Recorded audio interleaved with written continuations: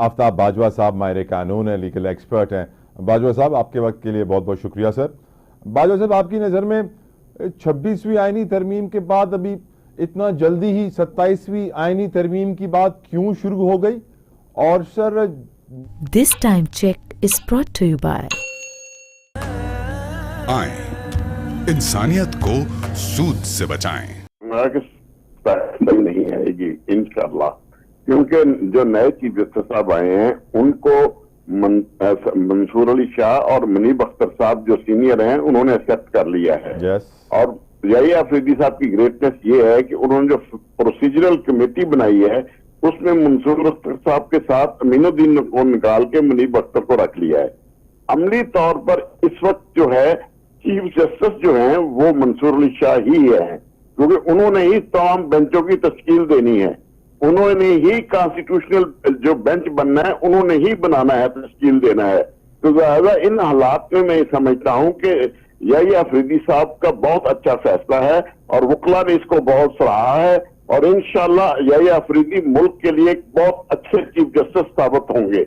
जो गंद कर गए थे काजी फैजी साहब उसकी सफाई कर देंगे। और क्योंकि सुप्रीम कोर्ट, उसका नाम सुप्रीम, देखो सुप्रीम जो है इसलिए रखा गया कि वो सुप्रीम कोर्ट है, तमाम अदारों से बड़ी अदारा है।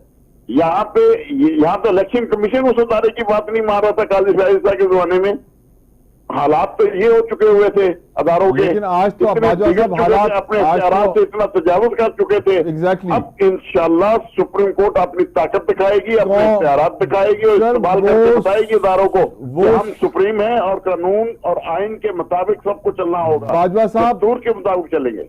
कौमी असेंबली का स्पीकर कहता है कि मैं सुप्रीम कोर्ट के फैसले को नहीं मानूंगा, तो फिर आवाम को क्या मैसेज जाता है? सुप्रीम कोर्ट अपने फैसलों पर अमल दरामद कैसे कराएगी जब हुकूमत कहेगी कि हम नहीं मानते सुप्रीम कोर्ट के फैसले, कर लो जो करना है? सर, मैं एक गुजारिश करूं, एक तो स्पीकर साहब जो हैं उनका उस फैसले से तक वास्ता नहीं है रिजर्व सीटों से।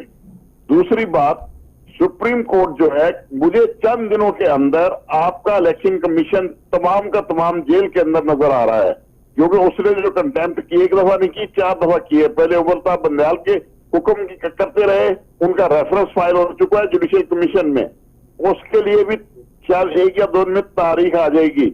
और दूसरा कंटेम्प्ट प्रोसीडिंग भी शुरू हो रही है इसी हफ्ते में इलेक्शन कमीशन के खिलाफ। ये भी मैं आपको बता दूं, जुमेरात या जुमे को उनके खिलाफ प्रोसीडिंग शुरू हो रही है कंटेम्प्ट की, और उस कंटेम्प्ट की प्रोसीडिंग जो है वो इंशाल्लाह इस मुल्क को सही रास्ते पर ले निकलेंगी। और वो जो पुराने केस पर है 8 फरवरी वाला और 9 मई वाला, वो भी लगने शुरू हो जाएंगे और इंशाअल्लाह लोगों को इंसाफ मिलेगा। जो लोगों का मैंडेट चोरी हुआ है वो उनको वापस मिलेगा। यानी आप कह रहे हैं जस्टिस याया आफरीदी के चीफ जस्टिस बनने के बाद इमरान खान को भी रिहाई मिलेगी? सर, इमरान तो जिस वक्त चाहे बाहर आ सकता है। वो कैसे? मैं आपको बता दूं। फिर क्यों नहीं आ रहे बाहर सर? तो अभी मैं आपके प्रोग्राम में मैं बात करके जा रहा हूं कि शैन जो ईरानी सदर आए थे वो आज तक आपके किसी मीडिया ने नहीं बताया। वो इमरान खान को जेल में मिलके गए थे, जो बाद में शहीद हो गए थे एक एक्सीडेंट में। वो इमरान खान को ये ऑफर करके गए थे कि मैं तेल, गैस और बिजली पाकिस्तान को फ्री दूंगा, जब आपके मुल्क के हालात ठीक हो जाएं तो मैं उस वक्त आपसे पेमेंट लूंगा, लेकिन मैं दूंगा उस वक्त जब इमरान खान तुम आओगे। और इन हालात में देखिए, इन चोरों, लुटेरों, बनारसी ठगों, जीरा ब्लेडों से तो मुआहदा नहीं, कोई मुल्क मुआहदा नहीं कर रहा, किसी किस्म का कोई मुआहदा नहीं हो रहा। अमीनुद्दीन खान साहब की हुकूमत बड़ी तारीफ कर रही है और वो कहते हैं कि आईनी बेंच के सरबराह के लिए बेस्ट जज अमीनुद्दीन खान है। इसे आप कैसे देखते हैं? नहीं, अमीनुद्दीन खान कतन नहीं बन सकते। आईनी बेंच बनेगा, उसके सरबराह मंसूर अली शाह या मुनीब अख्तर होंगे और ये तय हो चुका है किन किन जजों ने आना है। वो इंशाल्लाह 2-4 दिन के अंदर आपके सामने साफ जो है सिलसिला। हुकूमत ने जो भी कवानीन बनाए इनके गले पड़ा, प्रोसीजरल लॉ बनाया, इन्हें वापस लेना पड़ा, इन्हें ऑर्डिनेंस लाना पड़ा। अब फिर देखे, यही अफरीदी ने जो कमेटी बनाई है प्रोसीजर के तहत, वो उन्होंने अमीनुद्दीन को निकाल के वहां पे वो मुनीब अख्तर को ले आए हैं।